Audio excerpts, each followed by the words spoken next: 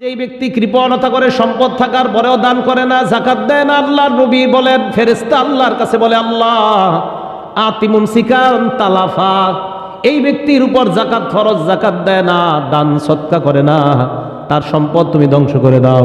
নাউজুবিল্লাহ, ধ্বংস করে দাও আল্লাহ। এই ধ্বংস মানে কি শেষের দিকে বলতেছি, এটা কেমন ধ্বংস যে হুজুর আমার তো সম্পদ ধ্বংস হয় না, যাকাত না দিলে তো আমার টাকা থাকে, কোথায় ধ্বংস? আমি তো ভালোই আছি। জাকাত যারা না দেয় বলতে পারে আমি তো ভালোই আছি, আমার 40 লাখ টাকা জাকাত আসছে, আপনি কুই লইব নাকি যে 40 লাখ টাকা জাকাত দিয়ে দিব? আমি তো ভালোই আছি এটা রাইখা। তা আপনার কিভাবে ভালো নাই শেষের পর্যন্ত শোনেন, তখন বুঝবেন আসলে আপনি ভালো নাই। আপনারা যদি পারেন আর কি, আপনারা সব সময় না, আপনাদের জীবনে একদিন হইলেও আপনার সবচেয়ে সেরা জিনিসটা দান করবেন। মানে প্রত্যেক দিন করতে হবে এমন না, মনে করেন জীবনে একবার সেরা জিনিসটা দান করবেন। এটাই পড়ছি প্রথমে আয়াত।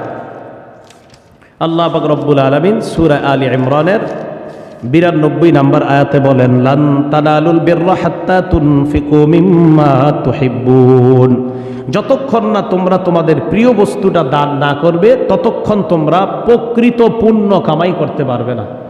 তাহলে আমরা আমাদের প্রকৃত পুণ্য কামাইয়ের জন্য জীবনে একবার হলেও প্রিয় বস্তুটা দান করা, তা দানের মাধ্যমে প্রকৃত পুণ্য কামাই করা যায়। সহিহ বুখারী হাদিস নাম্বার 1461 নাম্বার হাদিস। এই আয়াত নাজিল হওয়ার পর নবীজির সাহাবা আবু তলহা রাদিয়াল্লাহু তাআলা, হাদিসের বর্ণনাকারী আনাস ইবনে মালিক রাদিয়াল্লাহু তাআলা, উনি বলেন কানা আবু তলহা আকসারুল আনসারি বিল মাদিনাতি মালাম মিন্নাহ, মদিনার মধ্যে আবু তলহা রাদিয়াল্লাহু তাআলা আনহু ছিলেন খেজুর বাগানের মধ্যে মাল সম্পদের ক্ষেত্রে, মানে খেজুরের বাগান যাদের বেশি ছিল, এই সম্পদ বেশি ছিল, আবু তলহা রাদিয়াল্লাহু তাআলা আনহু তাদের একজন ছিল। মদিনায় যাদের খেজুরের বাগান বেশি ছিল, এই বেশি বাগানওয়ালাদের একজন মালিকের নাম হলো হযরত আবু তলহা। তো আবু তলহা রাদিয়াল্লাহু তাআলা আনহুর একটা প্রিয় খেজুরের বাগান ছিল, নাম বাইরুহা। বলেন কি নাম? বাইরুহা। ওয়াকানাত মুস্তাকবিলাতাল মসজিদ, এই বাগানটা ছিল মসজিদের সোজাসুজি। মসজিদ থেকে বের হলে এই বাগানটা, কানা রাসূলুল্লাহ ইয়াদখুলুহা, আল্লাহর নবী প্রায় সময় ওই বাগানে যাইতেন। ওয়ায়াশরাবু মিন তাইয়িবিন ফিহা মিম্মা, আল্লাহর নবী ওই বাগানে যাওয়ার পর সেখান থেকে ঠান্ডা পানি পান করতেন, প্রায় সময় বাগানে যাইতেন। একদিন আবু তলহা আল্লাহর নবীর কাছে আসলেন, আসার পর বললেন ইয়া রাসূলুল্লাহ, কোরআনের আয়াত নাজিল হয়ে গেছে, তোমাদের প্রিয় বস্তু দান না করা পর্যন্ত পুণ্য কামাই করতে পারবা না। ইয়া রাসূলুল্লাহ, আমার সবচেয়ে প্রিয় সম্পদ হলো আমার এই বাইরুহা নামক বাগানটা। আল্লাহ বলছে প্রিয় বস্তু দান না করলে পুণ্য কামাই করা যায় না। হাদিহি সাদাকাতুন লিল্লাহ, সাক্ষী থাকেন এই মুহূর্তে আমি এটা আল্লাহর জন্য সদকা করে দিলাম। হুজুর আপনি নেন এটা, দহা হাইসু আরাক আল্লাহ, আপনি যেইভাবে মন চায় খরচ করেন। নবীজিকে বললেন, আল্লাহ নবী বললেন আবু তলহা যাকা মালুন রাবিহুন, যাকা মালুন রাবিহ, তুমি তো আল্লাহর সাথে লাভজনক ব্যবসা করে ফেললা, তুমি তো আল্লাহর সাথে লাভজনক ব্যবসা করে ফেলছো, এই ব্যবসার তো অনেক লাভ হয়ে গেছে। এক কাজ করো, আনতা জাআলাহা ফিল আকরাবিন, তোমার আত্মীয় স্বজনদের মাঝে তুমি বন্টন করে দাও। উনি ওনার আত্মীয় স্বজন আর চাচাতো ভাইদের মাঝে ওই বাগানটা বন্টন করে দিছে, প্রিয় বস্তুটা দান করে দিছে। তো প্রিয় বস্তুটা জীবনে যদি পারেন একবার, জীবনে আপনার তো সব দিনই একটা প্রিয় হবে এমন তো না, জিন্দিগিতে আজকে আপনার একটা প্রিয় জিনিস আছে, আপনি দান করে দেন।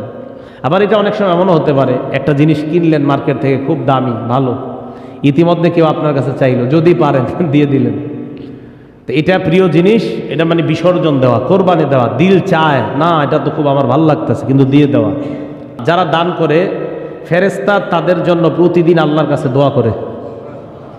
বুখারী শরীফের 1442 নম্বর হাদিস, ক্বালা রাসূলুল্লাহ সাল্লাল্লাহু আলাইহি ওয়াসাল্লাম, আল্লাহ নবী বলেন মা মিন ইয়াউমিন ইউসবিহুল ইবাদু ফীহি ইল্লা মালাকান ইয়ানজিলান, প্রত্যেকদিন বান্দা যখন সকাল করে দুইজন ফেরেশতা আসে, আসার পর আল্লাহর কাছে বলে আল্লাহুম্মা আতি মুনফিকান খালাফা, মাবুদ যেই ব্যক্তি দান করে তুমি তাকে আরো বাড়ায়া দাও, সুবহানাল্লাহ, যে দান করে তাকে আরো প্রতিদান দাও।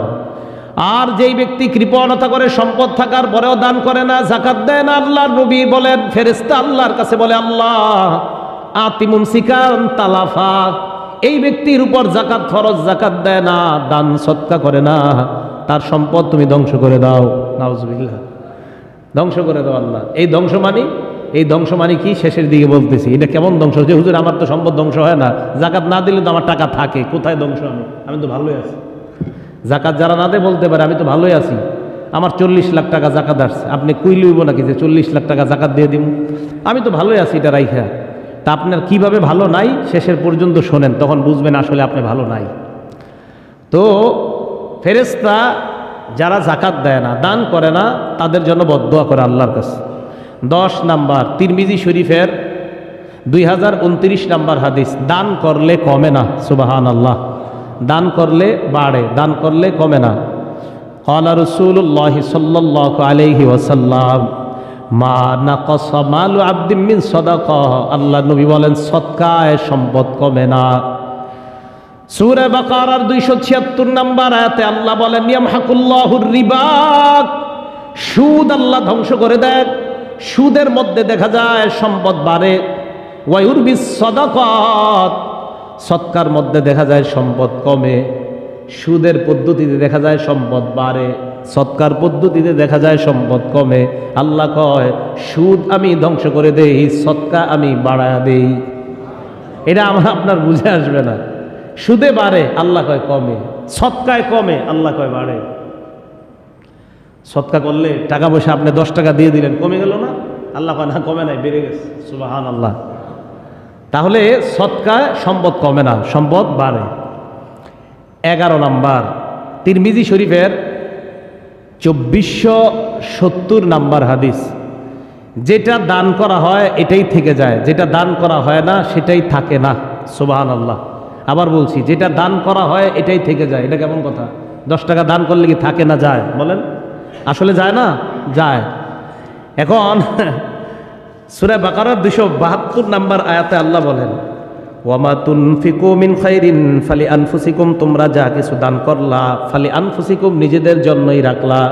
এটা কেমন কথা? যা দান করলা এটা নিজেদের জন্যই রাখলা। হাদিস থেকে আমরা জানি তিরমিজির 2470 নাম্বার হাদিস, আম্মা জান আয়েশা বলেন যাবাহু শাতা, সাহাবারা বকরি জবাই করছে, করার পর নবীজি বলেন দান সদকা করে দাও। সদকা করতে করতে সব সদকা করা শেষ, কাঁধের অংশটা বাকি আছে। এই কাঁধের অংশ ছাড়া পুরা বকরির সব গোশত সদকা করা হয়ে গেছে। আল্লাহ নবী বললেন মা বাকিয়া মিনহা, কতটুকু বাকি আছে? আম্মা জান আয়েশা বলেন মা বাকিয়া মিনহা ইল্লা কাতিফুহা, হুজুর কাঁধের অংশ ছাড়া আর একটুও বাকি নাই। আল্লাহর নবী কয় না না আয়েশা, বাকিয়া কুল্লুহা গায়রু কাতিফিহা, কাঁধ ছাড়া সবটাই রইছে। সুবহানাল্লাহ। আয়েশা সিদ্দিকা বললেন হুজুর কাঁধ ছাড়া কিছুই বাকি নেই। আল্লাহ নবী কয় কাঁধ ছাড়া সবগুলো আছে। আম্মা জান কয় হুজুর সব তো সদকা করে দিলাম, কাঁধ ছাড়া। আল্লাহ নবী কয় না, সব আছে, কাঁধ নাই। তার মানে কাঁধের অংশ আমরা খাবো, খাওয়ার পর এটা বের হয়ে যাবে, এটা নাই। যেটা দিয়ে দিলা আয়েশা, এটা আছে, আল্লাহর কাছে পরিপূর্ণভাবে পেয়ে যাইবা।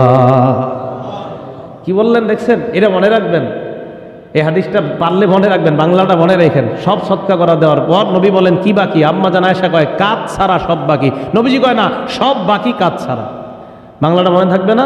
আম্মা জান বললেন হুজুর কাঁধ ছাড়া সব বাকি। সব হুজুর কাঁধের অংশটা আছে আর সব শেষ, মানে সব শেষ, শুধু কাঁধ ছাড়া আর কিছুই নাই। তাহলে বাংলাটা আম্মা জান বললেন হুজুর কাঁধ ছাড়া আর কিছুই নাই। নবীজি বললেন না, সব আছে, কাঁধ ছাড়া। বাকি আছে কতটুকু? আয়েশা বলে হুজুর সব দান করা হয়েছে, খালি কাঁধ বাকি আছে। নবীজি কয় না, সব বাকি আছে, কাঁধ ছাড়া। তাহলে দান করা যেটা হয়, এটা কি বলেন তো শেষ হয় না বাকি থাকে? এটা কি শেষ হয় না থেকে যায়? থেকে যায়। বরং যেটা খাই সেটাই থেকে যায় না, বরং যেটা খাই এটাই শেষ হয়ে যায়।